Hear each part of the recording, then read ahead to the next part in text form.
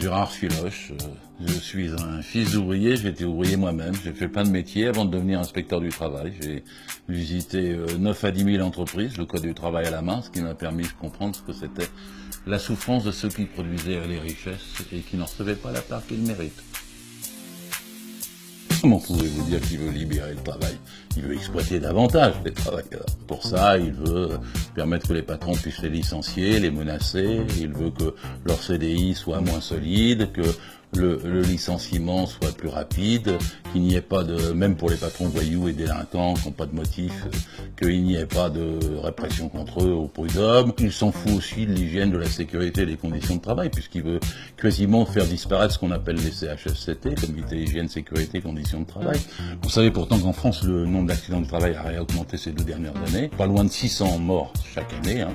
Ça se dit pas dans les médias. 4500 handicapés du travail. Vous avez vu le scandale de l'amiante, puisqu'il y a eu 100 000 morts. Ça, Macron s'en fout.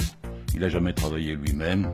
C'est un trader et il voit le travail comme un trader voit les pépettes, l'argent.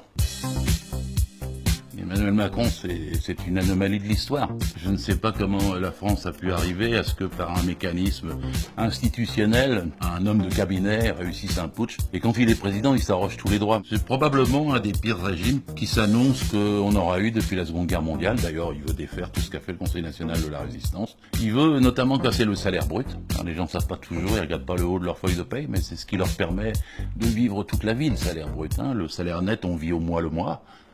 Le salaire brut, on vit toute la vie. C'est ce qui vous protège des aléas, du chômage, de la maladie, de l'accident et de la retraite. Et tout ceci va disparaître du bulletin de paye dans une manipulation assez gigantesque. Au mois de janvier 2018, même pas, il ne veut pas qu'il y ait le prélèvement de l'impôt à la source. Pour donner la tromperie aux gens, c'est qu'il augmenterait un petit peu le net alors qu'il baissera beaucoup le brut. C'est un cadeau de probablement 450 milliards au MEDEF, le plus grand hold-up qui ait jamais été fait jusque-là. On connaît les pressions, c'est ce qu'on appelle la mobilisation sociale, hein, c'est-à-dire les manifestations de rue. Mais, je le dis, il faut en faire. Ceci dit, il y a une leçon à tirer de l'année dernière, 2016, contre la loi El Khomri. Nous avons fait 14 manifestations. Nous étions archi majoritaires dans l'opinion. Il y avait 80% des gens contre la loi El Khomri. Il y a peut-être eu 3,5 millions de personnes qui ont participé au moins une fois à l'un des défilés et on n'a pas été entendus. Donc les gens s'interrogent, qu'est-ce qu'il faut faire? Moi, je n'ai pas de consignes ni de moyens d'ailleurs d'en donner, mais j'observe que chaque fois qu'on a gagné dans notre pays, c'était quand les entreprises étaient occupées. C'est-à-dire en 1936, en mai-juin 68, chaque fois qu'il y a eu un tel mouvement que la société était paralysée comme en novembre-décembre 95. Je me dis que si on veut avoir une riposte qui soit à la hauteur et qui permette de gagner sans gâcher des énergies, c'est sûrement un mouvement de ce type qui est nécessaire. Alors maintenant, on ne le décrète pas, c'est aux salariés d'en décider. D'abord, il faut dire aux gens qu'il faut qu'ils sortent la crise de leur tête. Tous les matins, on leur dit c'est la crise, serrez-vous la ceinture. C'est faux. Faux. La France n'a jamais été aussi riche. Il y a 600 milliards d'avoirs français dans les paradis fiscaux. Les 500 premières familles, d'ailleurs on vient d'avoir l'étude, ont augmenté pratiquement 12 fois en 10 ans leur fortune. 2 milliardaires, 2, possèdent plus que 20 millions de Français. Il y a 80 milliards de fraude fiscale et les impôts sur les grandes sociétés, hein, c'est-à-dire sur les 1000 entreprises qui font 50% des produits intérieurs bruts, ils sont tellement bas que celles-ci accumulent des dizaines de milliards chaque année qu'elles ne mettent pas dans l'emploi. Elles le mettent dans les paradis fiscaux. Donc on sait qu'il y a l'argent et qu'en fait si on prenait cet argent, parce qu'entre nous, c'est le nôtre, on ne peut pas être milliardaire et honnête.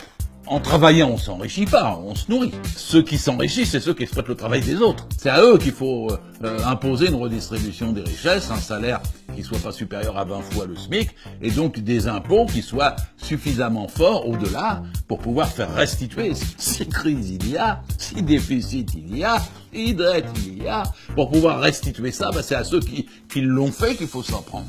Je le dis toujours, on peut traquer la fraude fiscale aujourd'hui. Parce que longtemps, les gens, on leur a dit, c'est pas possible parce que les riches vont s'exiler. Mais ils sont déjà exilés, ils sont déjà partis. La différence aujourd'hui, c'est que techniquement, on peut avoir chaque centime. Quand c'était Cahuzac qui faisait pas rentrer l'argent, on sait bien pourquoi, il trichait lui-même. Mais après, vous avez vu Cazeneuve, qui a été ministre du budget. Et il a fait rentrer 2 milliards sur 80, mais il en reste 78. Si vous faites rentrer les 78 milliards, on a des infirmières dans les hôpitaux, on a des profs en plus pour les gosses qui décrochent à l'école. On a des routes meilleures et on a du transport gratuit dans la SNCF pour les jeunes. Alors il y a un truc qui s'appelle le verrou de Bercy. Bercy décide de qui suit ou qui ne suit pas. Ouais, je propose de faire sauter le verrou de Bercy et de faire qu'on puisse poursuivre et qu'il puisse y avoir des plaintes et qu'on puisse faire le nécessaire pour faire rentrer ces dizaines de milliards. Ça sera beaucoup plus simple que de casser le code du travail. Ouais, battez-vous pour vos salaires. Ne croyez pas qu'il faut baisser le coût du travail. Ce qu'il faut baisser, c'est le coût des dividendes. Jamais il y a eu autant de dividendes que l'année dernière en France. C'est le record de l'histoire de France. Et ils servent à rien. Faut pas croire qu'un jour ils reviennent comme ça, puis qu'ils vont nous ouvrir des usines. Non, ils les ferment pour avoir plus de dividendes. Le combat de millions d'entre nous, de tous les citoyens, c'est d'arrêter la finance là-haut pour de bon. Ils sont trop peu à se goinfrer sur notre dos. Et ça, il faut que ça soit un sentiment partagé jusqu'à ce que ça leur devienne impossible, et jusqu'à ce que la conscience des gens soit telle qu'on puisse effectivement reprendre ce fruit de notre travail, se le partager entre nous. On vivrait tellement mieux. Je sais même pas comment ils peuvent vivre là-haut dans un océan de misère. Ça doit quand même leur poser des problèmes moraux de temps en temps. Je sais que moi, quand je vois la misère dans la rue, et que je sais que je ne peux rien faire pour, que je vois des gamins dormir par terre avec leur famille, que je vois des migrants à Calais, ils gazent leurs affaires, leurs toiles de tente ou leurs fringues, pour pas qu'ils restent. Quand je vois ça, je me dis, je peux pas ne pas bouger. Et à tous ceux qui m'écoutent, je dis bougez aussi, bougez aussi.